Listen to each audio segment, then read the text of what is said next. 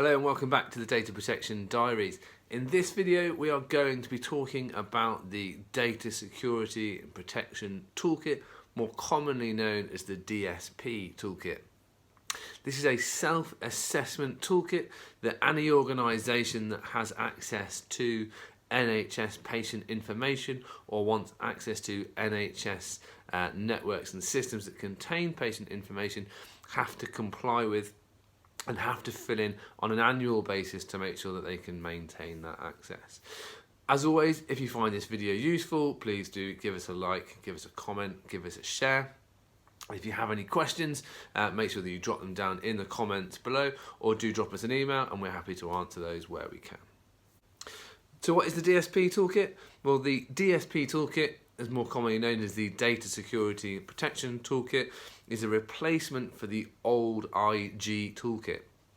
The toolkit itself is a self-assessment questionnaire of around 116 questions, broken down into 10 sections that are talking primarily about your controls and your infrastructures, your privacy management, your information management, your quality management, training requirements, and obviously your IT protection and your IT controls as well. It is a self-assessment questionnaire, so if you've ever done Cyber Essentials, if you've done ISO 27001, you're going to be in a fairly good place to understand how to complete the DSP toolkit. And it really isn't particularly complicated because it is broken down into sections. Excuse me. The toolkit is an annual requirement for any organisation, both within or outside of the NHS, if they want to have access, or that organisation wants to have access to NHS patient data. So if you're working in the biotech industry, if you're creating medical devices, or you're creating technical or third-party solutions that you want to sell to the NHS or have NHS patient services using, then you need to be complying with the DSP toolkit. The DSP toolkit will also give you access to nhs.net, so NHS email, and again, if you are using the NHS email system, then you need to comply with the requirements of the DSP toolkit as well. So how easy is the toolkit to fill in? It's really not that bad. As I say, it is a self-assessment. It's actually fairly well laid out, and once you get your logon details, you'll be able to see the 10 sections that it's broken down into, and within each of those 10 sections are subsections, and then there are evidence requirements. So you may need to provide documentation, you may need to provide evidence of some controls, and you'll be able to provide evidence of oversight and accountability. So who within your organisation is responsible for looking after data protection and information security, and how is that information disseminated down through your organisation?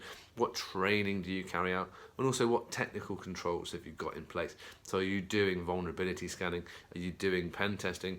Are you doing patch management? How are you demonstrating that your IT systems and your IT controls are in place to protect the NHS information that you are going to be provided with?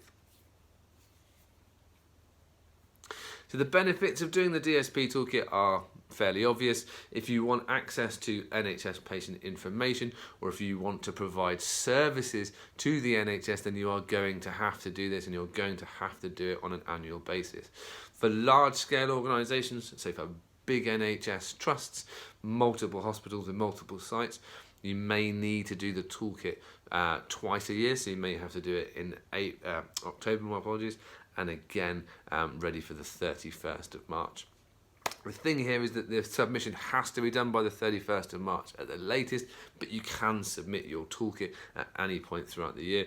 So if you're ready to go and you've got the information to hand, then make sure you're filling it in now rather than waiting till the end of the year, because there's always a rush at the end of the year from everybody trying to get that stuff in. As I said before, if you have access to Cyber Essentials, or you've done Cyber Essentials Plus, you've done ISO 27001, then you should find completing the toolkit fairly easy, and it is all self-explanatory, and as I say, it is a self-assessment questionnaire. If you do get stuck, there is more information and a lot of guidance also available on the DSP Toolkit website. But as always, if you have any questions or there's anything that you'd like our support with, please do let us know. The main tip here today and for this thing is that if you are required to do the toolkit, or you are looking at going to work as a third party with the NHS, or you're looking to get involved with NHS Digital, then I would start looking at the requirements of the toolkit, making sure that your organisation is structured in a fashion that it needs to be, and making sure that you can provide the evidence that is required. As always, this is a very quick overview of the product, of the service. If you have any questions, please do give us a shout, and you'll see the website running across the bottom of the page. And if you do find this video useful, please do give it a like, give it a comment, give it a share. And as I say, if you have any questions, please do get in touch. But for now, that's it, and we'll look forward to speaking to you again soon. Thanks very much.